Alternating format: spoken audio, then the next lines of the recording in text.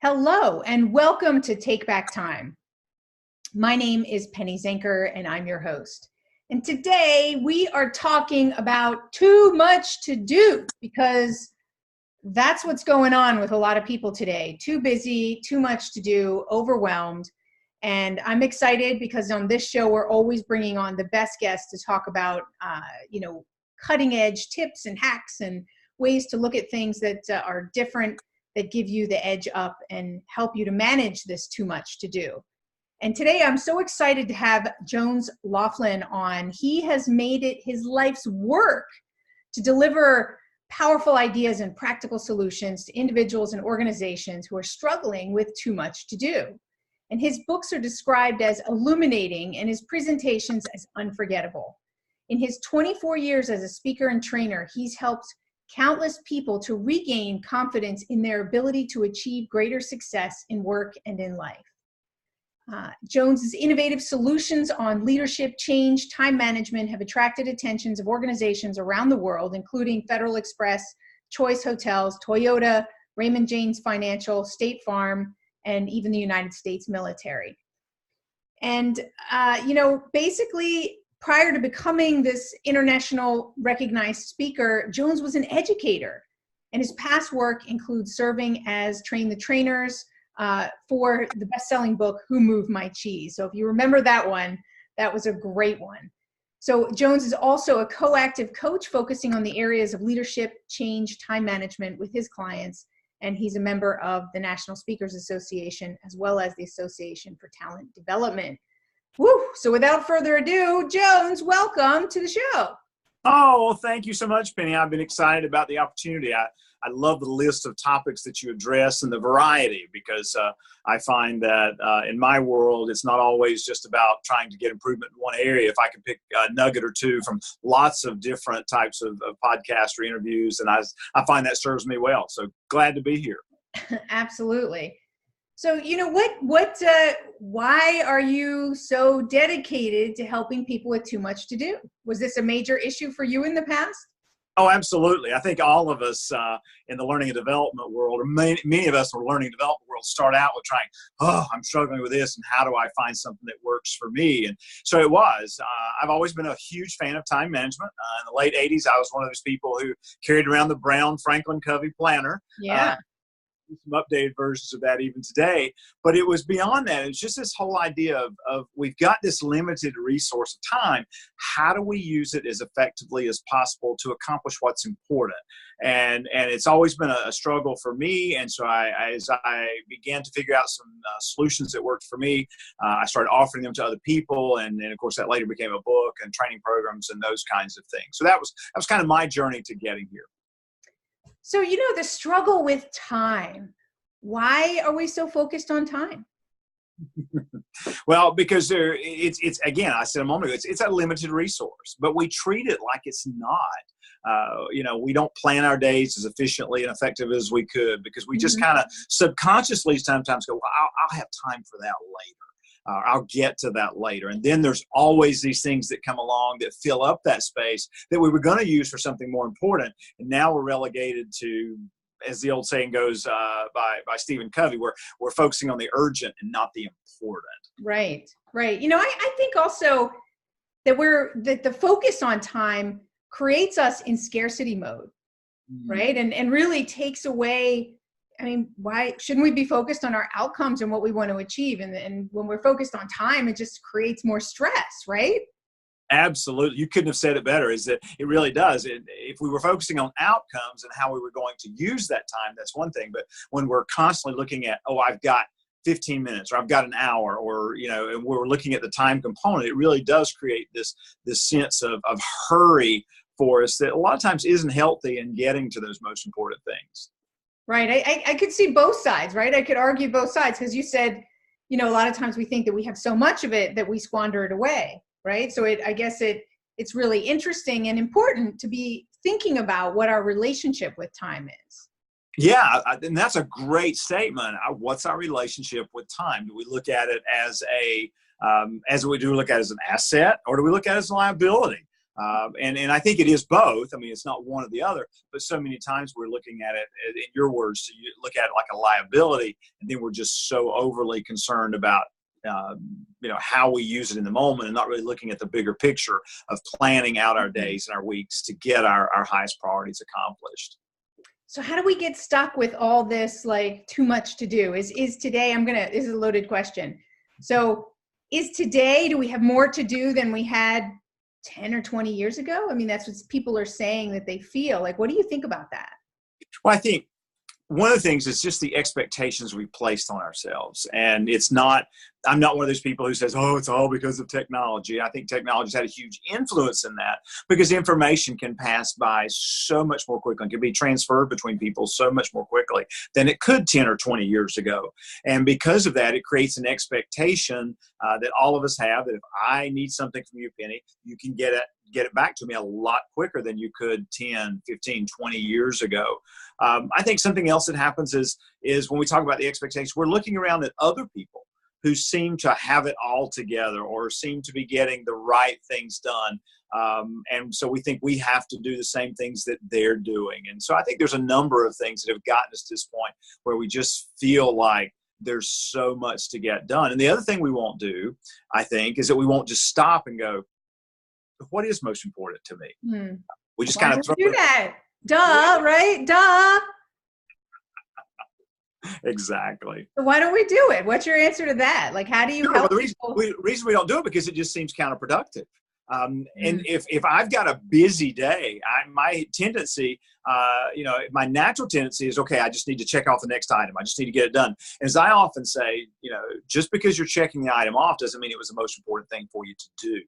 Right. It's stopping to examine what would help me move forward, what's professionally important to me or personally important versus, okay, I've got 37 things today. Well, I need to get all 37 done. Well, maybe not. Maybe if you'd stop and go, if I get 7, 11, and 15 done, that'll move me forward a lot more than getting the other 34 done in my day. So do you, what's a tip or trick or hack that you use to help people to remind themselves to do that and to get into that flow? Sure. Well, and it's not anything new necessarily, but I think it all starts with planning your day. It starts with stopping and then looking at how your day is going to go. One of the things that I challenge people in training programs or whether I'm coaching or whatever the environment is that never engage with technology before you start planning your day. I mean, it seems so simple, but how many people, and statistics say, what is it? 75% of us or more actually sleep with the phone next to our bed or a technological device. The first thing our tendency is to do in that morning is to pick it up and start, okay. And then we get caught up in I've got to get this done. Or, that's happening. Instead of stopping to go, what have I been trying to accomplish these past 12 weeks or 6 months? What's important to me? Who do I want to be? What do I want to become?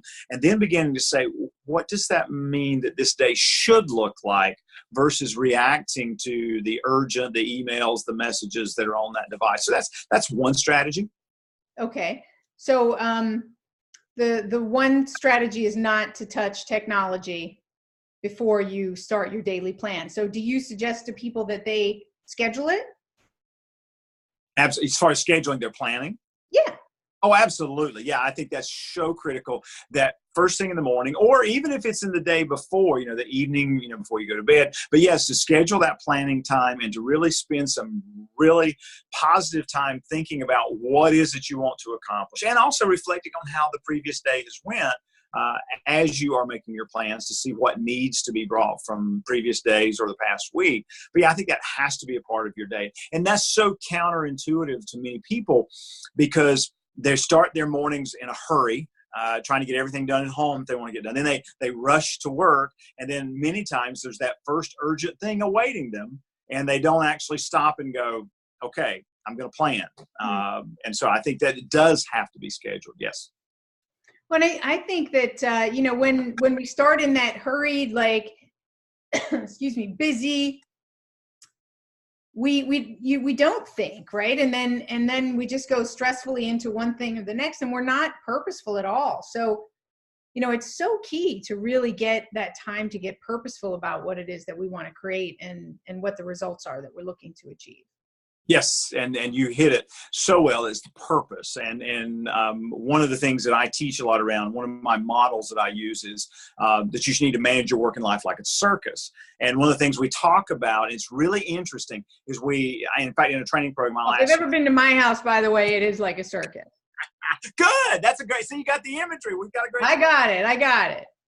In a training program, I'll ask someone, what's the purpose of the circus? And immediately they, as long as some of the members of the audience will say, the purpose of the circus is entertainment. And then I'll start talking with them. I say, okay, well, if the purpose is entertainment, what acts need to be in the lineup? And they'll start listing some different acts that need to be in the lineup. And then I'll look at them a few minutes later and I'll go, you're absolutely wrong. And they'll go, what? And then when I stop them and go, okay, I want you to think for a moment. What's the purpose of the circus? What's the outcome that the circus wants from the performance if you're the owner of the circus? And they'll go, money, to make a profit. And I'll go, oh, that's the why, as Simon Sinek would say. But then I'll say, okay, well, how do they do that? Then they'll go, by being entertained. And I'll say, does that change the way you think about the lineup? And they'll go, yeah. And so in the same way, I think it's so critical, like you said, that we start with purpose. What's the outcome I want from this day, this week, this month? And then begin planning what acts, if you will, or activities need to go into our day to help us move toward that outcome. Absolutely. I love that imagery. I think that having those types of, whatever analogies or visualizations really help us to see it outside of ourselves, because when we're part of the problem, we can't see the problem. Yep. So it does help us to step outside and see it from a different perspective. So I really love that. Well, thank you. And we take it to the next level in lots of ways. We talk about how if you're going to manage your time, it's not just around one ring, if you want to call it a circus. You've got 3 rings. You've got a work ring, you've got a self ring, and you've got a relationship ring. And if you want to effectively manage your time, you can't just think in terms of one ring, because you neglect the other 2. In fact, a great moment in a keynote is when I say, okay, how many of you in here would say that the work ring's most important? Some people raise their hand. How many of you say the self ring? And then, you get different people raise their hand. I say, who's right? And then, people say, well, all of 3 of them are important. I go, very good. Now, here's the big question.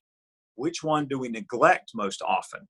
And of course, everybody in the audience goes, self, and it's such an important moment to understand that time management is not just about, okay, how can I get 47 things done at work? It's how can I manage my time effectively in all those areas, because they're interconnected. They're not exclusive when we've got to manage in all 3.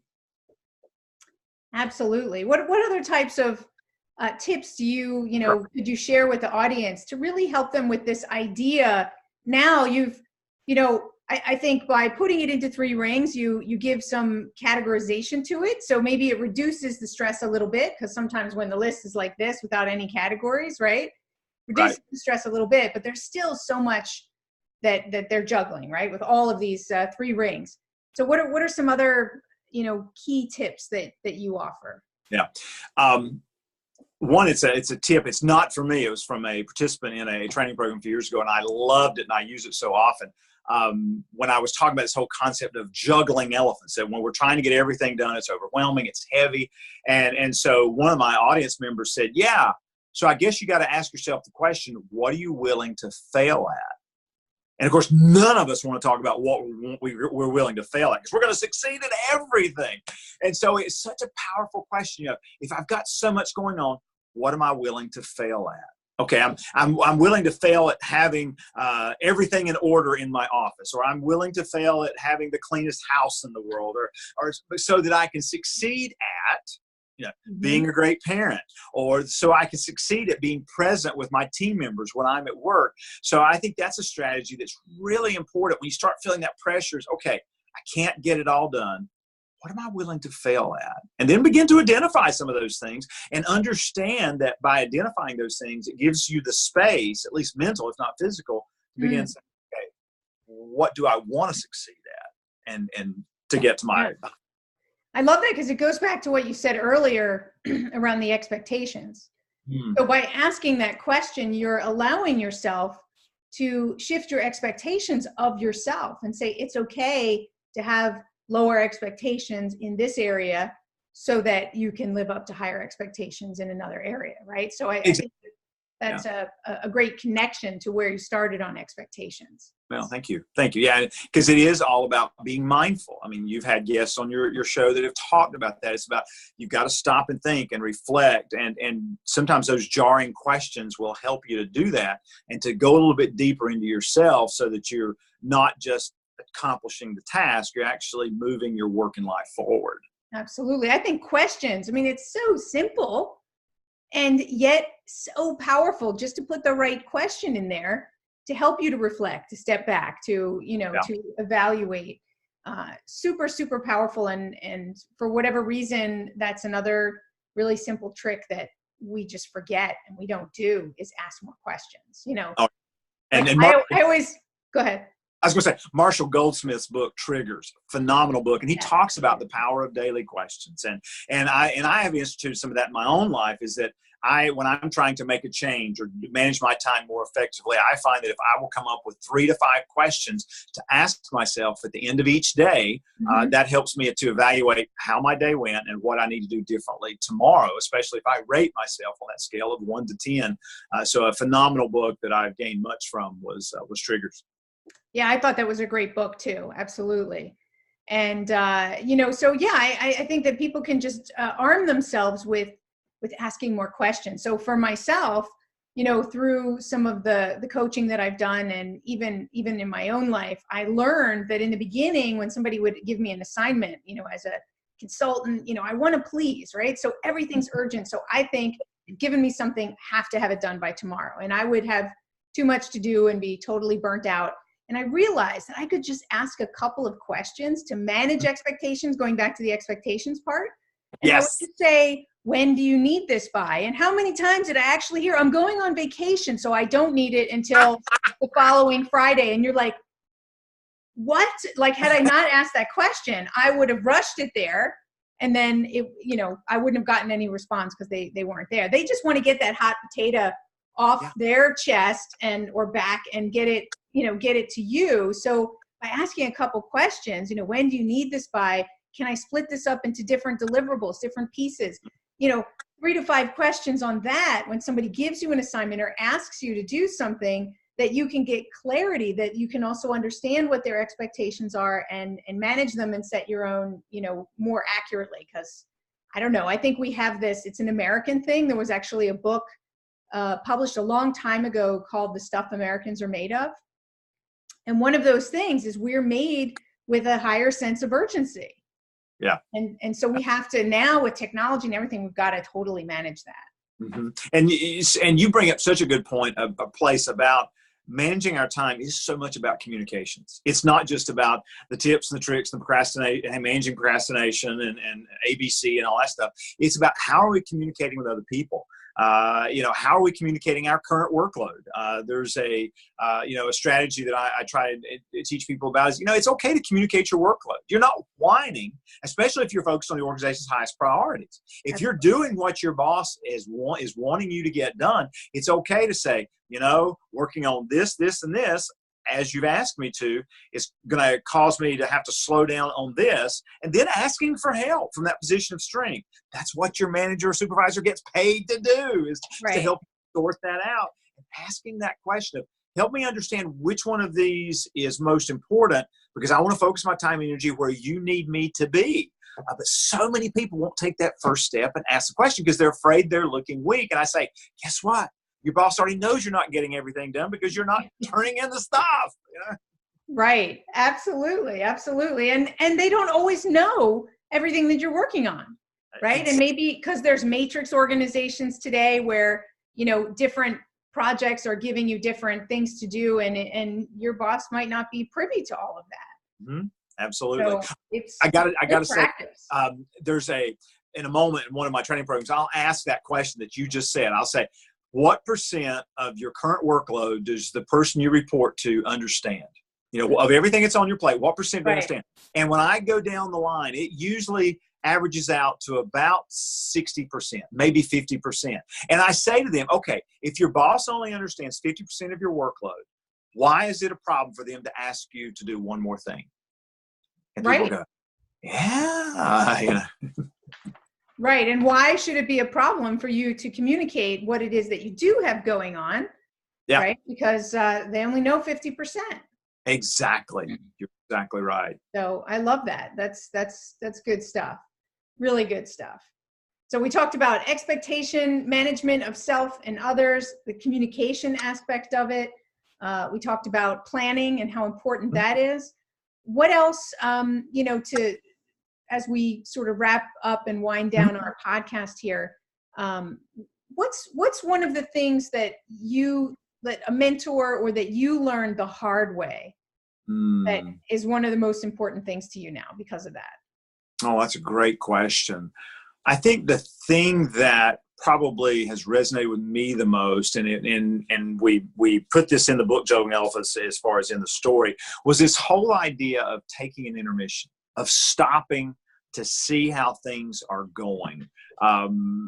If we think, you talked about a moment ago how Americans work, and we usually work until something breaks. Either we snap at a coworker, or we just got a migraine, or we looked at a 4-line email and we don't have a clue what it said because we're just out of focus. And managing your life like a circus, the whole idea is you got to stop. Da Vinci talked about it. Every now and then, go ahead and have a little relaxation. Remain constantly at work will diminish your judgment. Right. And there's tremendous power in strategic stopping, and saying, where am I right now? How am I doing on the work that I'm doing? Do I need to do something? Go ahead. I get that. And that's awesome. I want to know personally, like, what did you almost lose, or did you lose because you didn't step back? Like, I would love the listeners to hear from you personally what it was. Yep. I've been self-employed since 1994. And if I charted the success of my business by lots of different matrices, but every time I got so busy working in the business, that whole thing of just taking care of all the stuff right in front of me, then I can tell you that's when my business suffered. And it was those moments when I would stop and be strategic and reflective and go, okay, how am I doing? And to evaluate my current success, then I could take better steps and choose the best course of action instead of a good course of action. So year 2000, I nearly lost my business simply because I was so busy. Had a great year in 1999 and just felt like I just need to keep, doing the same thing. But so often we just won't stop to reflect on how things are going and what we need to do to improve. Totally. I mean, how many people have woken up because they had a big health scare because you said one of those rings wasn't taken care of, right? So they were working excessively and stressed and not breaking themselves, and then, getting the wake up call there, or like you said, the business is at risk, or some of your key people leave because you're not managing your people. Like, it's so key to step back and see where your time and attention is most needed in your business. So it's key. Awesome. Yes. Is there anything else that you wanted to share before we end our episode here? No, I think I love the line of questioning today. I think, my takeaway is just, a reminder of myself, just how important planning is to make each day effective, and understanding that we can't get it all done. And just that one statement alone, okay, if I can't get it all done, what's most important to get done? And then aligning our daily activities to those outcomes instead of just failing to plan because we say, oh, I'll have time later, because time is a limited resource. Absolutely. Well, that's the one thing that everybody can definitely take away. It was mentioned several times, is put it in your calendar, plan every day, plan every week, plan every month, right? Because it's just that little bit of time that you put into planning that helps things to go smoother, that reduces stress, that keeps you purposeful. It's so critical. Absolutely. So, Jones, thank you so much for being here and sharing. Just, I know it's just a tiny, tip of the iceberg of all the great strategies and tips that you have. So, thank you so much for sharing. Oh, my pleasure, and thank you for the work that you're doing to help all of us take back our time. Absolutely. And do you have a website or a place where people can find you and get more information, have you come and speak, or any and all of the above? Absolutely. The best place to start is jonesloflin.com. They can go there and find all kinds of resources, more information about me. They can also check out my YouTube channel, Jones Loflin. If they go there, there's over 180 videos of 3 minutes or less that help give you some tips and ideas on time management. Today's, it comes out once a week, a new one every week. The one that came out today was how to better manage your energy level to make sure you're fully present in the moment. Awesome. I love that. I always say energy is everything, and you've got a lot of it. So, and you can tell, right? That's contagious. And so I totally agree. And people should definitely check out that video, because that's where the day starts, is the energy that you bring to it. Exactly. Well said. So thank you, Jones. Thank you so much. My pleasure to be part of your broadcast today. Thank you. And thank you all for being here, because it's your time and energy that is invested wisely. So you are planning, because you're listening to these shows and other shows that are going to help you to work smarter and not harder, because that is the goal, right? Is to be smarter in what you do and how you approach it. And there were a lot of great tips in today's episode. I want you to take a moment to plan what's one action that you're going to take today as a result of what you heard. What are you going to do that's going to make something more consistent, that's working but not all the time? Or what's something new that you haven't done that you heard here that's going to make a difference? Maybe it's just asking that question when somebody gives you an assignment, or a couple questions at the end of the day. Whatever it is, write it down and put it on your computer so that you're ready to take action. Schedule a time that you can actually take the first step that you're going to do to implement that. So my name is Penny Zenker, and this is Take Back Time. We'll see you in the next episode.